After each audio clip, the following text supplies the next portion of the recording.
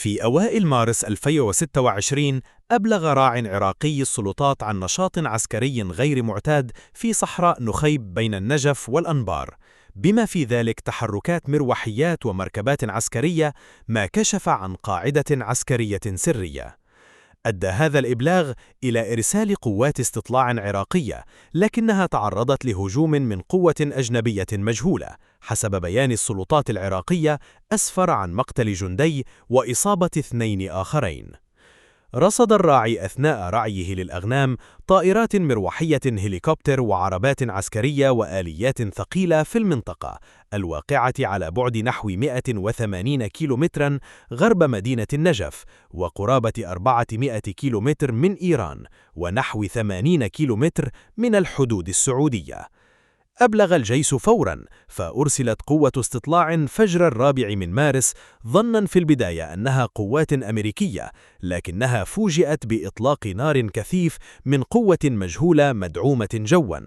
وحسب الصحيفة الأمريكية، أنشئت القاعدة قبل اندلاع الحرب على إيران وبعلم الولايات المتحدة، واستخدمت كمركز لوجستي لسلاح الجو وكمحطة لفرق البحث والإنقاذ، تحسباً لعمليات طارئة مثل إسقاط طائرات إسرائيلية وحاجة طواقمها للإجلاء السريع.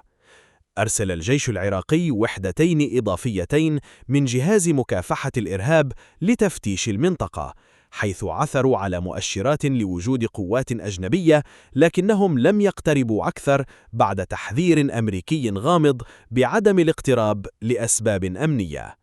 واستدعى البرلمان العراقي وزيري الدفاع والداخلية للتحقيق في الحادث وسط غضب شعبي واسع. أدانت بغداد الهجوم وقدمت شكوى للأمم المتحدة، متهمة الولايات المتحدة بالتورط الغير مباشر، بينما رفض الجيش الإسرائيلي التعليق. ونقلت هيئة البث الإسرائيلية بعد انكشاف أمر القاعدة عن مسؤول أمني رفيع إسرائيلي إن نشر هذه المعلومات ألحق ضرراً بالغاً بالأمن الإسرائيلي، ملمحاً إلى وجود جهة تسعى لمنع تجدد أي حملة عسكرية ضد إيران. كما سلطت يديعوت أحرونوت في أعقاب التقرير الضوء على تصريح سابق لقائد سلاح الجو الإسرائيلي الأسبق تومر بار، تحدث فيه مطلع مارس 2026 عن مهام استثنائية تنفذها وحدات خاصة في المنطقة، قادرة على أن تلهب الخيال.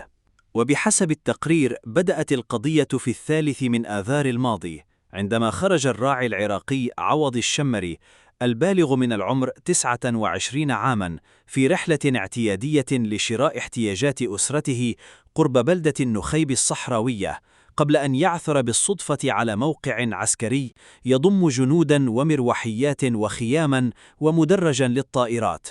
وأفادت مصادر عراقية بأن الشمري أبلغ القيادة العسكرية العراقية بما شاهده، لكن رحلته انتهت بشكل مأساوي بعدما تعرضت شاحنته لإطلاق نار كثيف من مروحية لاحقته في الصحراء، ما أدى إلى مقتله وحرق مركبته بالكامل. وقال ابن عمه أمير الشمري إن العائلة عثرت على جثمانه متفحما بجوار سيارته بعد يومين من البحث، مضيفا: أبلغنا بوجود شاحنة محترقة تشبه شاحنة عوض، لكن لم يجرؤ أحد على الاقتراب منها، وعندما وصلنا وجدنا السيارة والجثة محترقتين.